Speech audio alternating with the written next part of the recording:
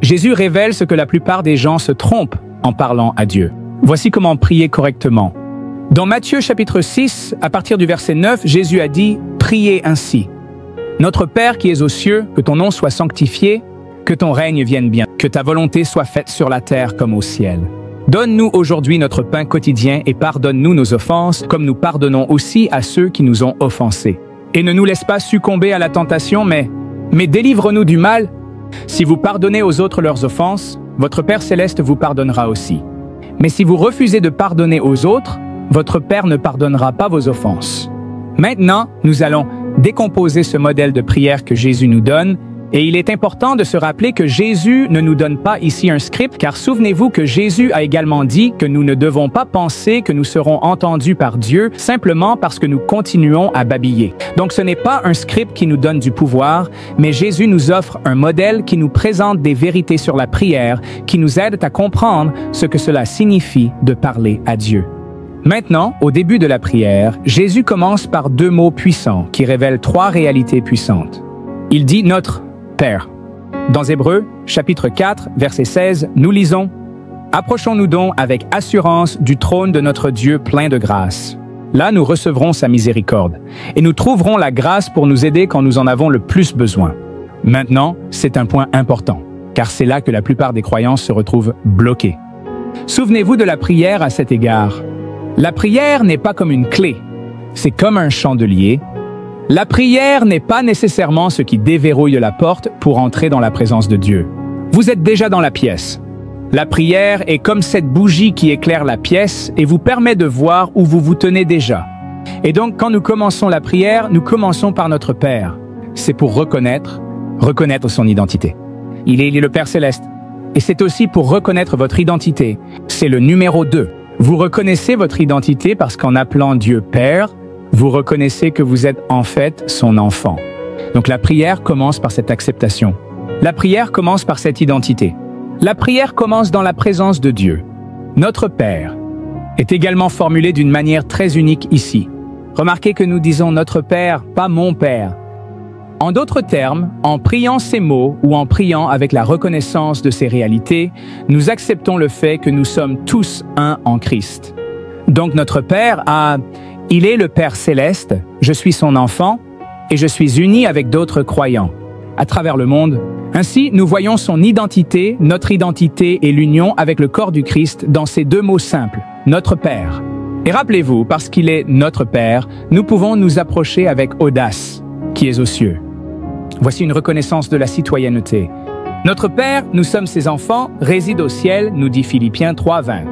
Mais nous sommes citoyens du ciel, où vit le Seigneur Jésus-Christ, et nous attendons avec impatience son retour en tant que notre Sauveur. Ainsi, votre citoyenneté est liée à votre identité.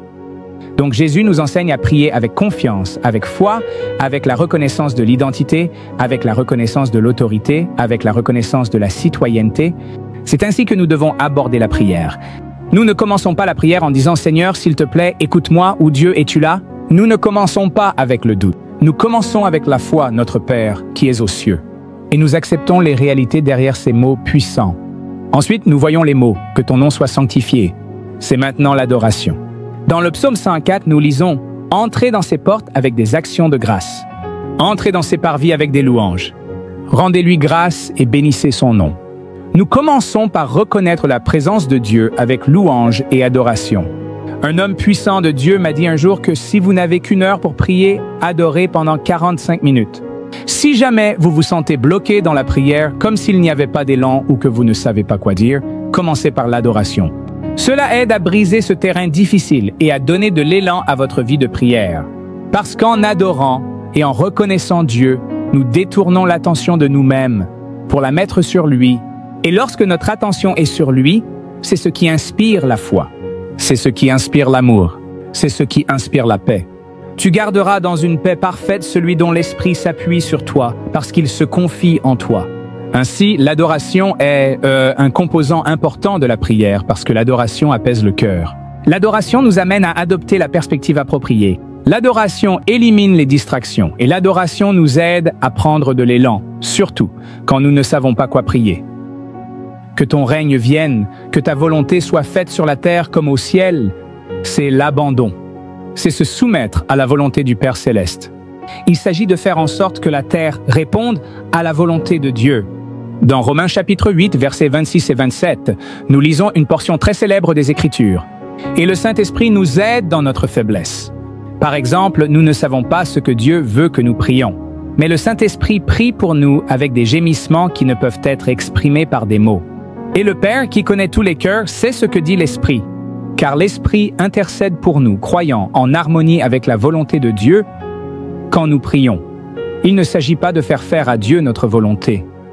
Il s'agit de nous aligner sur sa volonté. C'est là que beaucoup de croyants se sentent frustrés. Et c'est pourquoi ils ne savent pas comment parler à Dieu.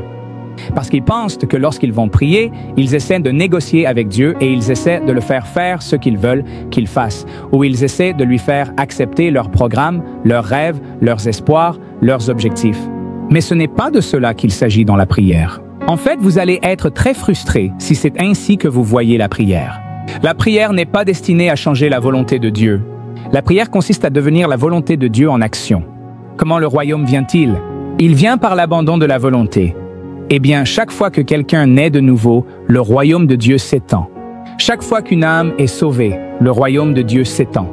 Chaque fois que vous dites non au péché et oui à l'esprit, le royaume de Dieu gagne en influence dans votre vie. Chaque fois que vous choisissez l'altruisme plutôt que l'égoïsme, le royaume de Dieu gagne en influence dans votre vie. Ainsi, la prière vous amène à marcher dans la volonté de Dieu, à vous soumettre à la volonté de Dieu et non à essayer de changer la volonté de Dieu. Maintenant, en tant que croyants, nous avons la responsabilité d'établir le royaume de Dieu sur la terre qu'il nous a confiée. Maintenant, Dieu est souverain. Par sa propre puissance, il pourrait à tout moment choisir de faire en sorte que tout le monde lui obéisse ou de retirer le libre arbitre de chacun, mais alors il ne serait pas aimant. Il nous a donc donné la responsabilité de collaborer avec lui. C'est ainsi qu'il choisit de le faire. Il n'a pas besoin de nous, mais il nous choisit et il s'associe à notre obéissance. Rappelez-vous que l'Écriture nous dit que le prince de la puissance de l'air, c'est-à-dire Satan, est à l'œuvre chez les enfants de la désobéissance, ce qui signifie que le seul endroit où Satan peut avoir de l'influence est dans l'état de désobéissance. Donc là où il y a désobéissance, il peut y avoir une influence démoniaque, une influence satanique, une influence mondaine, une influence de la chair. Ainsi, lorsqu'il y a abandon, lorsqu'il y a obéissance, lorsqu'il y a ce renoncement quotidien, c'est là que le royaume de Dieu trouve son influence. Ainsi, la puissance de Dieu vient lorsque je vis selon les normes de Dieu, tout en accomplissant la volonté de Dieu. Et la prière vous aide à faire cela. Maintenant, une autre façon pour les croyants d'aider à étendre le royaume de Dieu est de s'impliquer dans des ministères comme celui-ci. Aidez-nous dans notre mission d'étendre le royaume de Dieu. Aidez-nous dans notre mission de gagner des âmes, pour construire et discipliner les croyants, pour encourager l'Église à répandre la puissance du Saint-Esprit dans le monde entier à travers des événements et des médias. Vous pouvez faire une différence en devenant un soutien mensuel des ministères David Hernandez. Ensuite, nous voyons la phrase « Donne-nous aujourd'hui notre pain quotidien ». C'est maintenant la supplication.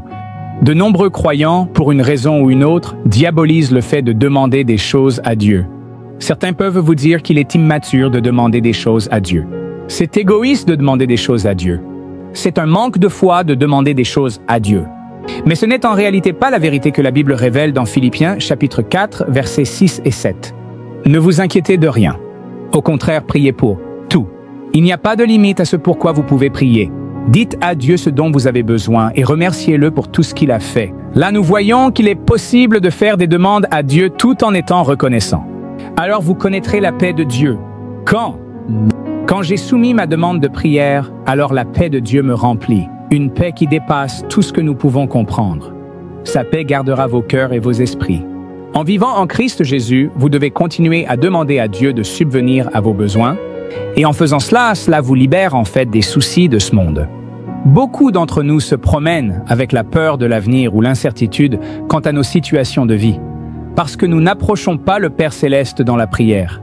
Vous voyez, lorsque vous donnez à Dieu votre demande de prière, d'ailleurs, il est votre Père Céleste, aimant, qui veut répondre aux besoins. Quand vous lui confiez votre demande de prière, vous enlevez ce fardeau de vos épaules et vous le placez entre ses mains. Alors la paix de Dieu vous remplit. Et quand la paix de Dieu vous remplit, vous pouvez maintenant poursuivre Dieu dans la prière sans distraction de l'esprit. Et pardonne-nous nos offenses, comme nous pardonnons aussi à ceux qui nous ont offensés.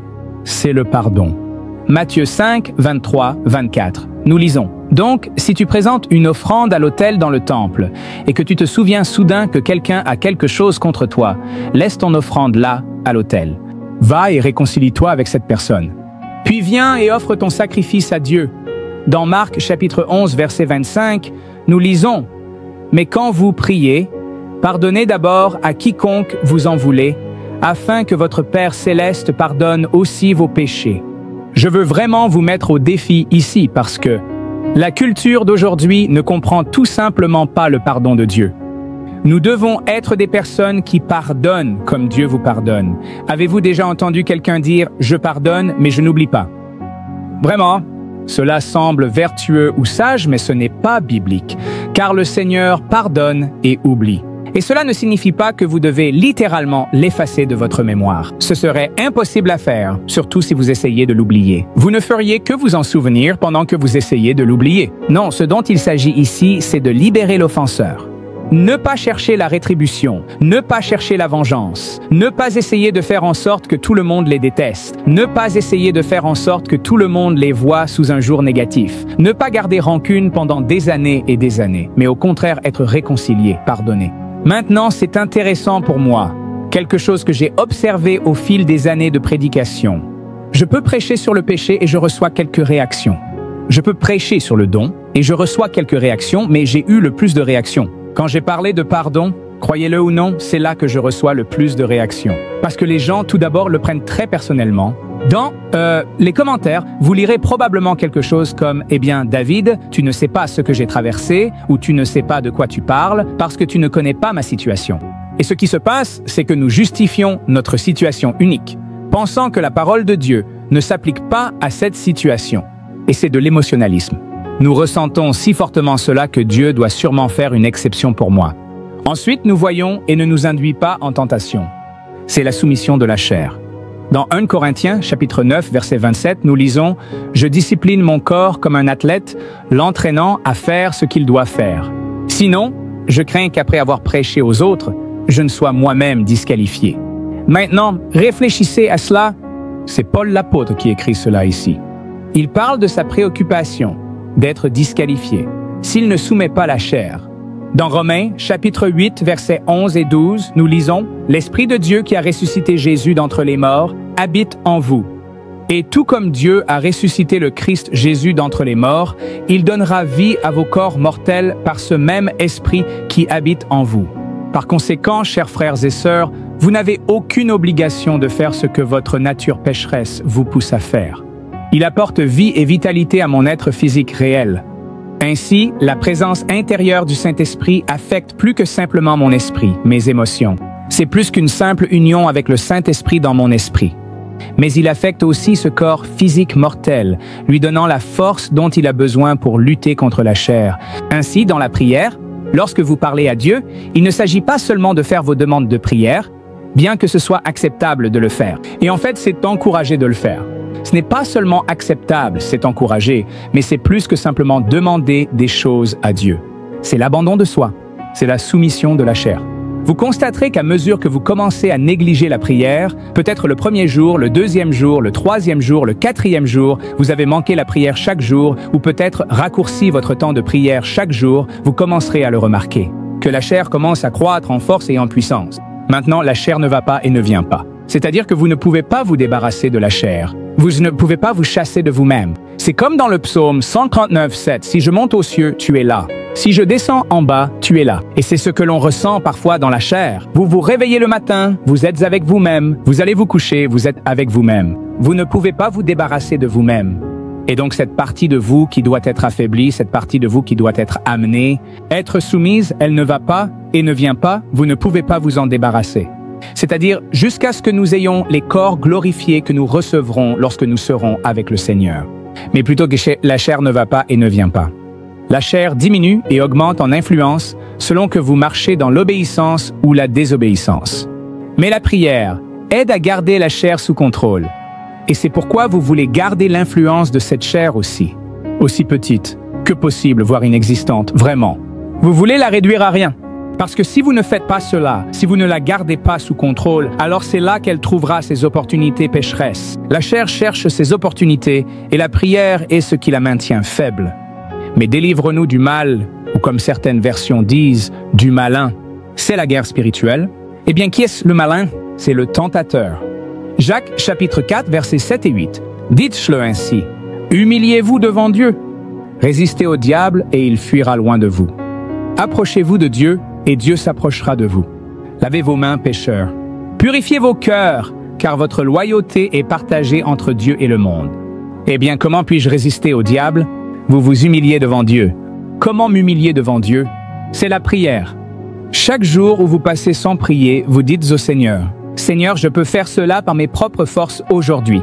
Je n'ai pas besoin de toi à mes côtés. » Eh bien, c'est ce qu'est l'ego, lorsque l'absence de prière est une manifestation de l'orgueil. Nous ne prions pas parce que nous sommes trop autosuffisants. Nous ne prions pas parce que nous ne pensons pas avoir besoin de l'aide de Dieu pour la vie quotidienne. Mais quand vous priez, vous vous humiliez devant Dieu. Vous démontrez votre besoin de lui. La prière est une reddition active, c'est un abandon.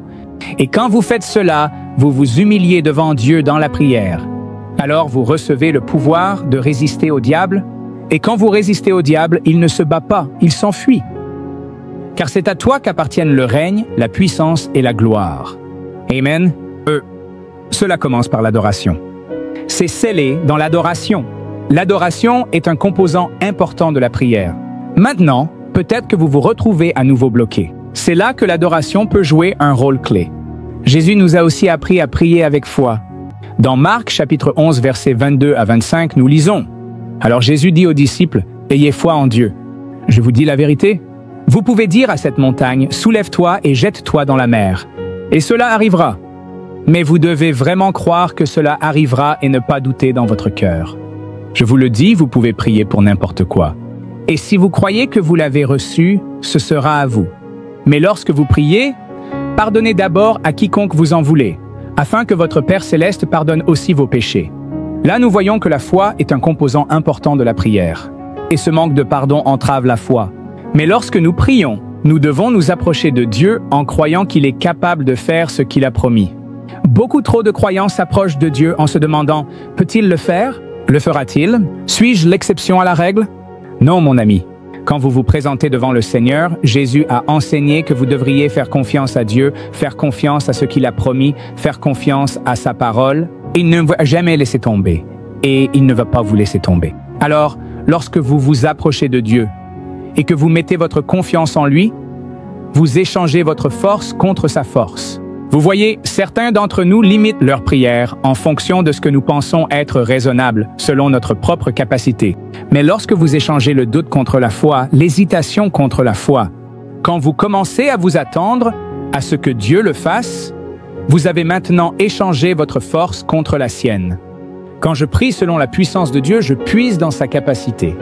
Alors arrêtez de prier des prières limitées par votre compréhension et commencez à prier de grandes prières de foi. C'est ce que Jésus nous a enseigné ensuite. Nous voyons que Jésus nous a appris à prier ensemble. Dans Matthieu 18, 19, 20, nous lisons « Je vous le dis aussi, si 2 d'entre vous s'accordent ici sur terre concernant tout ce que vous demandez, mon Père céleste le fera pour vous. Car là où 2 ou 3 se rassemblent en tant que mes disciples, je suis là parmi vous. » Maintenant, nous comprenons que Dieu est omniprésent. Sa présence est partout en tout temps. Mais il y a quelque chose dans la manifestation de sa présence qui est unique dans notre unité. J'ai remarqué que lorsque nous nous rassemblons avec des milliers de saints du monde entier lors de nos services de rencontres que nous organisons dans divers États et pays, il semble y avoir cette intensification de la puissance. Quand vous réunissez les saints de Dieu, il y a du pouvoir dans cet accord, il y a du pouvoir dans cette union. Il y a sur le service ce flux de miracles, ce flux de puissance, ce flux d'adoration que vous ne pouvez pas vraiment expérimenter individuellement. C'est pourquoi je suis préoccupé par les croyants qui disent « c'est juste moi et Dieu ». Rappelez-vous notre Père, il y a quelque chose dans notre unité. Il y a du pouvoir là quand nous nous rassemblons. Donc nous avons besoin de communauté, nous avons besoin d'être ensemble. Oui, vous êtes l'Église et c'est en partie vrai. La vérité complète est que vous êtes l'Église. Quand vous êtes rassemblés avec d'autres dans notre unité, nous devenons l'Église. Vous avez besoin de communauté. Vous avez besoin de communion. Vous avez besoin d'autres croyants. C'est ainsi que Dieu l'a conçu. Donc je vous encourage, rejoignez notre communauté en ligne dès maintenant. Assurez-vous de vous abonner à cette chaîne et de cliquer sur la cloche de notification lorsque vous le faites. Lorsque vous vous abonnez, non seulement vous rejoignez notre communauté en ligne, composée de centaines de milliers de croyants à travers le monde, mais vous allez également recevoir des alertes lorsque nous publions de nouveaux contenus. Donc, si vous voulez plus d'enseignements sur la prière, assurez-vous d'être abonné et de faire partie de notre communauté en ligne. Ensuite, nous voyons que Jésus nous a enseigné à prier avec persistance. Dans Matthieu 7, nous lisons « Continuez à demander et vous recevrez ce que vous demandez. Continuez à chercher et vous trouverez. Continuez à frapper et la porte vous sera ouverte. Car quiconque demande, reçoit. Quiconque cherche, trouve. Et à quiconque frappe, la porte sera ouverte. » Jésus parle du pouvoir de la persistance. Vous ne voyez peut-être pas la situation changer, mais vous devez commencer à la voir à travers les yeux de la foi. Considérez les enfants d'Israël. Lorsqu'ils se tenaient devant la Grande Mer avec une armée derrière eux et un obstacle devant eux, ils ont commencé à s'inquiéter jusqu'à ce que Dieu parle à Moïse. Moïse lève ce bâton, divise la mer et il traverse vers la promesse. Maintenant, beaucoup d'entre nous sont comme ça. Nous sommes dans des situations où nous prions et où tout ce que nous pouvons voir, c'est ce qui ne va pas. Peut-être que vous priez pour quelqu'un et non seulement il ne s'améliore pas, mais il semble qu'il empire en fait. Peut-être que vous priez pour une situation spécifique et au lieu qu'elle s'améliore, elle reste simplement la même. Ou elle continue aussi de s'aggraver. C'est là que vous devez commencer à voir avec les yeux de la foi, non pas pour ce que les choses sont, mais pour ce qu'elles peuvent être. Non pas pour ce qui se passe, mais pour ce que Dieu fera. Dans Jacques, chapitre 1, versets 6 et 7, nous lisons quelque chose d'un peu difficile, mais très important. Lorsque vous lui demandez, assurez-vous que votre foi est uniquement en Dieu. Ne vacillez pas. Je vais le redire. Ne vacillez pas. Car une personne avec une loyauté partagée est aussi instable qu'une vague de la mer poussée et ballottée par le vent. Ces personnes ne devraient pas s'attendre à recevoir quoi que ce soit du Seigneur. Donc, si vous hésitez lorsque vous demandez, vous ne recevrez pas. Pensez aux enfants d'Israël marchant autour des murs de Jéricho. Chaque jour, ils faisaient le tour. Je doute qu'ils aient même vu une fissure dans le mur. Pourtant, ils continuaient à marcher parce qu'ils savaient qu'éventuellement Dieu allait accomplir la promesse. Pendant des années, ma femme, Jess et moi avons lutté contre l'infertilité. Nous prions pour avoir des enfants. Nous ne pouvions pas avoir d'enfants. Les professionnels de santé nous ont dit que le seul espoir que nous avions était une procédure que nous ne pouvions pas nous permettre. Et donc, tout ce que nous pouvions faire était de nous en remettre à Dieu. Et nous avons prié, prié et prié et nous avons demandé. Les années ont passé. Et au cours de ces années, il y a eu des mois très décourageants. Parce que chaque mois qui passait, nous croyions. Nous avions de l'espoir, nous prions pour que Dieu le fasse. Et puis chaque mois, nos espoirs s'effondraient. À chaque fois, c'était de plus en plus difficile. Chaque année qui passait était de plus en plus décourageante parce que nous pensions qu'il était de moins en moins probable que quelque chose se produise pour nous. Cela m'affectait, bien sûr, mais je devais voir à quel point cela affectait ma femme, bien plus que moi. C'était une partie de la lutte pour moi et bien sûr pour elle. C'était un fardeau très lourd à porter. Et donc nous prions et chaque année passe rien. Chaque mois passe rien. Certains mois, notre foi était grande. Nous attendions, nous croyions. Et puis d'autres mois, blessés par des déceptions précédentes, nous avions peur d'espérer à nouveau. Je sais que vous savez peut-être ce que c'est. Peur d'espérer parce que vous avez peur d'être déçus et blessés par cette déception. Alors nous prions, demandions, et puis rien ne se passait. Enfin, je me suis assis avec ma femme, Jess, et je lui ai dit, « Jess, ma chère, j'ai dit, nous avons pleuré nos larmes. À partir de maintenant, c'est la foi. Nous devons arrêter d'hésiter. Nous allons simplement croire. Je préfère passer toute ma vie à croire au miracle, plutôt que d'abandonner un jour trop tôt. » Et mon cher ami, réfléchis à cela. Combien ont abandonné le miracle dans la nuit qui était prévu pour arriver le matin? N'abandonnez pas car vous pourriez abandonner juste un jour trop tôt. Non! Jésus vous a dit, quand vous priez, continuez à demander. Alors Seigneur Jésus, je prie pour celui qui désire maintenant suivre tes instructions et ta sagesse concernant la prière. Et je prie, précieux Saint-Esprit, que tu les aides à se souvenir de ces vérités, à appliquer ces vérités, afin qu'ils puissent vivre un style de vie de prière, enflamme leur cœur. Donne-leur une faim pour ta présence. Aide-les à se concentrer sur toi et toi seul. Cher Seigneur Jésus, fais d'eux des personnes de prière. Par ton Saint-Esprit, nous te donnons la louange et la gloire et l'honneur. Et je veux que vous l'écriviez dans la section des commentaires. Si vous y croyez, tapez un grand. Amen. Eh bien, encore une fois, je veux vous rappeler que si vous souhaitez devenir un soutien de ce ministère et nous aider à continuer à gagner des âmes, à former des croyants, à organiser des événements, à diffuser des médias, alors allez sur davidhernandezministries.com, partenaire, pour devenir un soutien mensuel du ministère, ou /donate pour faire un don unique. Maintenant, si vous avez apprécié cet enseignement, j'ai un autre enseignement pour vous. Ce sera un moment d'auto-évaluation. Donc, si vous êtes prêt à vous auto-évaluer de manière très honnête et biblique, assurez-vous de consulter mon enseignement. Si vous voyez ces signes, vous mûrissez dans la prière.